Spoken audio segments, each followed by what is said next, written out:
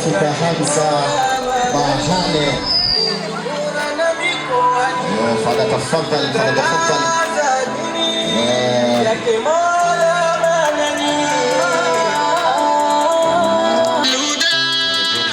Karibuni sana viongozi wa dini, karibuni sana waheshimiwa, karibuni sana.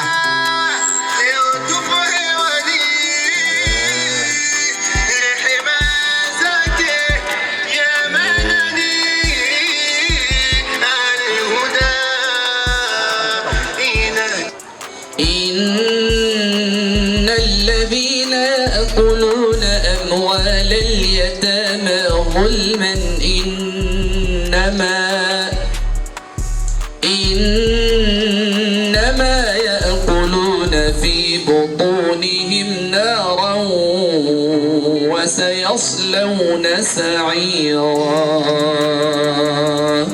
Lakini walichotazama ni kalmatu tauhid, la ilaha illa Allah Muhammad Rasulullah. Ndio maana waliweza kufika hapa. Hatua ya pili, naamini waandishi wa habari wanaelewa mfumo na msemo wa rais. Vijana ndio taifa la kesho.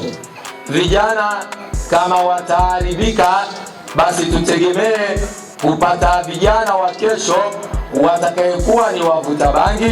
Tutegemee kama vijana wataharibika, tutaweza kuwapata vijana ambao wasiokuwa na maadili yaliyokuwa mema ya kuja kuikomboa nchi yetu ya Burundi iliyojaa amani, utulivu ndani yake. Kumbe sisi kama vijana tunao nafasi ya kuweza kuungana kama vijana katika kuweza kuhakikisha kwamba tumeitumikia taifa letu la Burundi katika kuweza kuleta amani, kuidumisha maendeleo baina yetu. Hii ni moja katika nguvu kubwa tulizokuwa nazo kama Al-Huda. Al-Huda ni taasisi ambayo imeanza na leo tunasherehekea na watoto hawa mayatima, ikiwa ni mwaka wetu baada ya kuitangaza rasmi. Leo ni mwaka umekamilika, lakini katika hilo Al-Huda haijawahi kujitenga na mashehe. Ndio maana mmoja katika viongozi wa mashehe maimamu Burundi yuko hapa, Sheikh Jamal Swaleh, amekuja kuwakilisha kitengo cha umoja wa maimamu na mashehe katika nchi yetu ya Burundi. Kwa hiyo waandishi pia wa habari, ifike mahala mzisambaze nguvu za harakati za vijana. Ifike mahala msambaze nguvu na mapenzi ya vijana tuliokuwa nayo. Baada ya mwaka mzima Al-Huda, kazi kubwa 5 tunazozifanya. Miongoni mwa hizo, tunatoa sanda bure kwa baadhi ya misikiti ambayo inayopatikana milimani, lakini pia tunasaidia misikiti isiyokuwa na jeneza. Lakini 3 katika hilo, tunasaidizana sisi kwa sisi, kwa sababu namna tulivyokuwepo wengi, tunapokuwa tuko na umoja wenye mshikamano na kuweza kushirikiana, ili pia tunalifanya.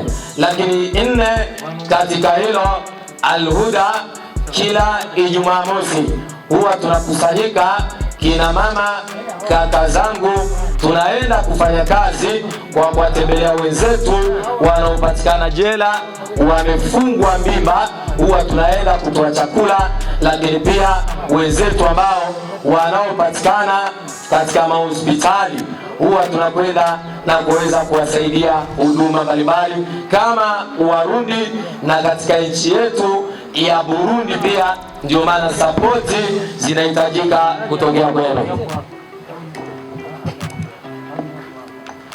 Katika hilo mimi sitakuwa mzungumzaji sana, kwa sababu tutapokea maswali ya kuweza kuuliza, ili mwishoni sitakuwa mwizi wa fadhila. Kuna watu walionisaidia mpaka hapa tulipofikia. Kwa hiyo kabla sijakuja kuwataja na kuwapa kile kidogo nilichokuwa nacho chenye upendo na thamani juu yao. Siku zote watu wanasema watu waweza kuona mazuri yako mpaka siku utakapoweza kufariki, ndio watu watakuja kuyaeleza haya. Sisi kama vijana katika taasisi ya Al-Huda, niseme ni mara ya kwanza katika nchi yetu ya Burundi vijana kama sisi tukaandaa sherehe na mayatima, tukawaita waandishi wa habari. Ili tukio hili ni mara ya kwanza na mashehe zangu watakuwa kama mashahidi. Kwa tunakuombeni kama baba yetu, tunakuombeni kama kaka zetu. Ujumbe wangu kwa Sheikh Mohamed Kanjali, hii sehemu ambapo sisi tumefikia, tusije tukakwama, na nyinyi washauri mpo, tusije tukakwama tukaharibikiwa, na nyinyi mpo. Baba zangu, sisi tunakutana na changamoto nyingi. Ujumbe wangu pia nauleta kwa Sheikh wangu Sheikh Jamal Swaleh. Sisi ni kama vijana wako, wakiwa wengi wanao, wakiwa wengi mkuna wabibikizee kama mama zako, lakini tunachokuombeni nyinyi kama masheikh zetu, maimamu zetu, ifike mahala hizi nguvu zetu mnazoziona ziwe ni nguvu za kupongeza, ili nasi tutakapozisikia pongezi zenu, nasi tutakapozisikia nguvu zenu za kuweza kutushauri, tunaweza tukayafanya makubwa katika nafasi ya kuweza kuutangaza Uislamu. Katika kuweza kumalizia, Al-Huda tumekaa katika nchi yetu ya Burundi takriban zaidi ya miaka 20 na kuendelea. Kulikuwa hakuna channel ambayo inaweza ikatangaza harakati za Kiislamu, lakini sisi tuliweza kuianzisha hiyo pasina ushauri wa mtu yoyote, lakini tukaona hichi tutakachokifanya kinaweza kikasaidia Waislamu kuwatoa katika hatua moja kuwapeleka katika hatua nyingine. Tumefanikiwa kwa asilimia 60. Asilimia 60 ni kiwana maana shirika la Idena linalotoa sanda bure. Leo kama limefikia hapa asilimia 30 kuna mchango wa Al-Huda ya Kelvin Media. Ni kwamba Hamza, mimi nimeanza dawa katika upande wa mihadhara ambao nimeanza katika kundi la Al-Buruji ambalo likiwa chini ya Ustaz Maalim Ismaili Isa, lakini mimi nitaendelea kwa sababu jukumu langu mimi kama kijana katika nchi yangu, naamini kwamba haya ninayoyafanya huenda ndio pepo yangu, ikiwa kwamba nitaacha kumtangaza Mungu katika upande wa mihadhara, kwa sababu mihadhara inaunganisha baina ya Uislamu pamoja na Wakristo. Watu wanakaa wanajadiliana neno la Mungu. Biblia inaletwa kama kitabu imani ya Wakristo, na uzuri wa bahati Biblia mimi nimeisoma kwa muda wa kutosha sana. Biblia ziko aina 3, hata muulize Mkristo yote. Kuna Union Version, kuna King James Version na kuna Standard Version. Lakini Biblia inayotumikishwa Afrika ya Kati na Mashariki ni Biblia ambayo inaitwa Union Version, ambayo ina kitabu cha Agano la Kale na ina kitabu cha Agano Jipya. Likija vitabu hivi kwa imani ya Wakristo, huwa tunakaa na kujadiliana katika maneno yaliyokuwa mazuri, kwa sababu ifike mahala Wakristo waamini kwamba Waislamu hawana matatizo na Wakristo, isipokuwa wote tunaitafuta njia moja itakayopatikana ya kweli, tuingie katika pepo ya Mungu. Bahati ni wazi kwamba Al-Huda ni mwongozo wa jamii. Al-Huda ni kioo ambacho sisi ni mwanga baina ya sisi na maimamu, baina ya sisi na kila Muislamu mwenye mapenzi ya kuendeleza jamii hii tuliyokuwa nayo. Sisi tuna mipangilio mikubwa sana kwa ajili ya jamii yetu. Jana tulizungumza na Sheikh wangu Sheikh Jamal Swaleh katika nafasi ya kuweza kuitazama jamii, kwa sababu baada ya hapa Al-Huda haitakuwa hii ambayo mnayoiona, itakuwa na hatua kubwa sana, kwa sababu baada ya hapa tarudi katika kikao ili kutazama kwa pamoja. Tunao uwezo wa kuianzisha hospitali ya Kiislamu, ambayo hospitali ya Kiislamu inaweza ikaanzishwa Burundi kama itashirikiana na mashehe na maimamu, kwa kuwa uwanja ushapatikana. Kinachobakia chachu na hamu tuliokuwa nayo, siku moja Al-Huda tuje kuona hospitali ya Kiislamu imesimamishwa na nguvu tulizokuwa nazo, na hiyo ndio ndoto yetu. Imeongozwa jamii, tafsiri yake kwamba aliyekuwa Muislamu na asiyokuwa Muislamu, malengo tunataka watu wenye moyo wa upendo. Ndio maana katika harakati zetu, kwa wale ambao wanaotufuatilia katika channel yetu, huwa mara nyingi tunaenda mpaka hospitali. Tukifika hospitali, si hatutazami huyu ni Muislamu, huyu ni Mkristo. Maadamu mtu anayeumwa anahitaji msaada, Mkristo anahitaji msaada, Muislamu anahitaji msaada. Kikubwa ni kutangaza roho ya upendo baina yetu. Tukiwa na roho ya upendo, tunaweza tukafaulu sana. Mheshimiwa naibu kiongozi wa taasisi ya kina mama Burundi, waheshimiwa waandishi wa habari kutoka ofisi tofauti, mabibi na mabwana, kwenye hafla hii kwa mara ya tena narudi kusema assalamu alaikum wa rahmatullahi wa barakatuh. Kijana wangu ameniomba nitoe nasaha, na nitajitahidi nasaha iwe fupi kwa kiasi fulani, sawa na mazingira na hasa kubwa hali ya hewa. Mwanangu Hamza Mahane, tunazungumza sana, lakini acha nirudi tena kuzungumza kusema hivi: kusimama, kutembea, mtu akaanguka si tatizo. Medamu alijitahidi kutembea si tatizo, lakini tatizo ni kukosa kujitahidi kusimama kabisa. Hilo ndilo tatizo. Al-Huda kwa kiasi fulani, sawa na bodi ya uongozi, mnajitahidi kutembea. Tunamwomba Mwenyezi Mungu kasi ya kutembea iongezeke kwa uwezo wake Allah Subhanahu wa Ta'ala. Kijana wangu kiongozi wa Al-Huda Bana Hamza na wana Al-Huda wote kwa ujumla, Mwenyezi Mungu ametuumba wanazuoni wa fani ya saikolojia wakafuatilia maumbile ya mwanadamu, wakafahamisha kila mwanadamu ambaye amekamilisha maumbile upande wa ubongo ana bakuli la ubongo. Ule ubongo ukiwekwa kwenye mzani unapima kilo 2.5. Wanasema hivyo. Ndani ya vichwa tuna ubongo unapima kilo 2.5. Lakini katuumba vizuri Mungu wetu Allah Subhanahu wa Ta'ala. Hakuna mtu anasema bana, nasumbuka sana, kichwa changu kizito leo, tena kinauma sana. Lakini kaka, ungesema tatizo nini? Akafahamisha sema tatizo mimi nadhani ubongo wangu. Ubongo umekuwa mzito sana kichwani. Hakuna mtu anasema hivyo. Lakini tumebeba kichwani ubongo una kilo 2.5. Katumba vizuri Mwenyezi Mungu. Huo ubongo hatuhisi uzito kuubeba, alivyouweka hapo Allah Subhanahu wa Ta'ala, akauweka kuwa juu ya sehemu ya majimaji. Ule ubongo juu ya sehemu ya majimaji, hivyo hatuhisi kilo ya ubongo. Sawasawa na wale wanatembelea labda ziwa Tanganyika, na hivyo inaweza kufika boti hapo kwenye maji, ipo hapo. Lile boti lipo pale, wakakurushia kamba, wakakwambia likokote. Wewe uko nchi kavu na ukaweza kulikokota, na ni boti limebeba, labda limepakua vitu, fuso zimepakia, bodaboda zimebeba watu na hivyo na nini, lakini ukalikokota kwa ile kamba. Wakati boti lile kitu kikubwa sana, umelikokota kwa sababu liko juu ya maji. Kama lingekuwa nchi kavu ni ngumu sana.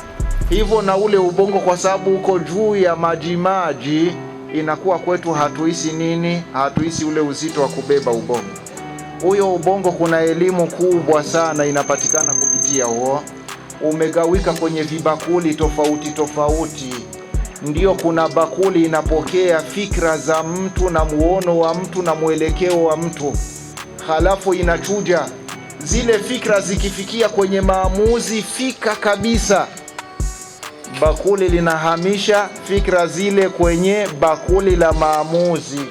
Lile la maamuzi ndio manake wanaambizana, bana, huyo jamaa sasa hivi amebadilika, ametoka hapa na naona ameazimia kabisa, amepania kwenda hapa.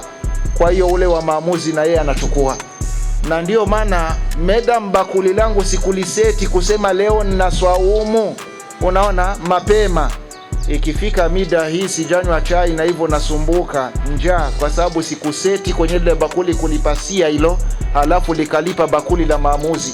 Lakini mwenye Ramadhani ndio unasikia nia ni kuwa nimechukua maamuzi, zile bakuli zikapasiana, bana huyu jamaa kesho hakuna kula.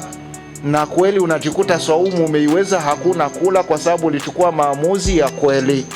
Kumbe kijana wangu bana Hamza, kikubwa ni maamuzi tu, kikubwa ni maamuzi ya kweli, na mtu anaweza kufika kwenye ule ubongo wetu. Tuuagizie maamuzi, bana mimi najipanga, nimepania na timu langu kwenda hivi, na watu wakajikuta kwa uwezo wa Allah subhanahu wa ta'ala wamefanya nini? Wamefika. Kijana wangu kiongozi wa Al-Huda amezungumza neno, lakini akawa ameishia njiani. Yeye alionyesha akafunika, labda mtu akaelewa kuwa ni tabia nzuri hiyo, kusema kuna watu wanasifu mazuri ya mtu baada ya kufa. Unaona, hii ni tabia mbaya. Mazuri ya mtu yasifu bado yupo hai, ili kama kuna cha kumsapoti uweze kumsapoti. Usingoji kusifu mazuri ya mtu kafa, ndio fulani bana alikuwa, fulani angekuwa tungefanya, fulani hivi ni vile. Hii ni tabia mbaya katika maisha ya binadamu. Mtu akifanya lizuri inaomba kufanya nini? Inaomba kumsapoti. Kijana wangu kiongozi wa Al-Huda, nikupe siri moja. Umezungumza na kusema changamoto nyingi mnakabiliana nazo. Kuna changamoto ambayo bila shaka umekabiliana nayo na utaendelea kukabiliana nayo. Hiyo sitegemei kama ina tiba nyepesi, utaendelea kukabiliana nayo. Ipo ndani ya jamii yetu. Kuna gonjwa moja lile, unapoanza kitu watu wanakutabiria kufeli na kushindwa. Hilo ni gonjwa limo ndani ya jamii. Ataweza ye ndiyo nani? Haya mambo yataishia hapo. We unadhania ni aje? Ndiyo jamii imeleleka hivyo. Hiyo ni changamoto. Kumbe kimya kimya wana Al-Huda muwaonyeshe watu kuwa baada ya kumtegemea Allah subhanahu wa ta'ala sio hivyo. Inshallah tunatembea na tutaweza. Kwa hiyo yale ambaye atanani na watu sawa na muono jamii imevoleleka yasiweze kukukateni nguvu. Wataweza, wao ni wa kwanza. Vya kwetu vinaanzaga vinaishia njiani, na vile muwaonyeshe kuwa mnaweza baada ya kumtegemea Allah subhanahu wa ta'ala, na mnaweza kufanya nini? Mnaweza kufika. Wanazoni wa hekima wanasema binadamu anajijua lakini hajioni. Binadamu anajijua lakini hajioni. Hapa nimesimama, anaweza kuja bwana mdogo mmoja akanyosha mkono kwenye uso wangu, nikasalimu amri kabisa, najua yeye ananiona kuna kitu anataka kunitoa. Akagusa akanifuta ka kitu fulani, na nikamwambia asante sana. Unaona, ameniona. Wanasema mtu anajijua lakini hajioni. Achilia wale wanakuona, weka akiba fulani kwa wewe mwenyewe. Wale wanakuona wafanye comment zao vipi wanakuona, na uwe tayari kupokea zile comment zao. Utatibika na utatembea vizuri. Ndio kukamilika kwa mtu. Na kuharibika kwa mtu ni pale ambapo yeye mwenyewe huyo anajijua na anajiona. Huyo huwa hakubali comment za mtu kutoka nje. Yeye ni fundi kujua, anajua na anajiona. Unaona, hii inakuwa ni mapungufu makubwa kwa binadamu. Kwa hiyo kiongozi wa Al-Huda ndugu Hamza na wana Al-Huda, macho yanakuoneni mpaka dakika hii, sawa na juhudi nyingi umezieleza, na sidhani kama ni zote. Kuna zile mmefupiza kulingana na uchache wa muda. Al-Huda inatembea vizuri. changamoto zile za kusema hivi na vile na zote zitakuwa si nzuri kwenu, zisikukateni nguvu. Endeleeni, tizameni vitu viwili muhimu. Mwenyezi Mungu amezungumza, wa qul i'malu, tumikeni, fasayara Allahu amalakum, Mwenyezi Mungu ataziona kazi zenu na mtume ataziona kazi zenu. Mtume sasa hivi hazioni kazi zetu, lakini kazi zetu ni kwamba ziwe zimekwenda na nyayo za sunna za Mtume Muhammad sallallahu alaihi wasallam. Tukitembea na hayo, Mwenyezi Mungu ataweka baraka na watu wataona kazi zetu, na kwa muda mfupi watu watajikuta wamefika na kujiuliza, huyu ni yule Hamza, kiongozi wa ile Al-Huda, ndio wamefikia hapa, ndio wamefikia hapo. Kwa hiyo ni kazi nzuri. Kila kazi nzuri haikosi kitu wanaita awaiq, manake mapengamizi, vizingiti viko mbele.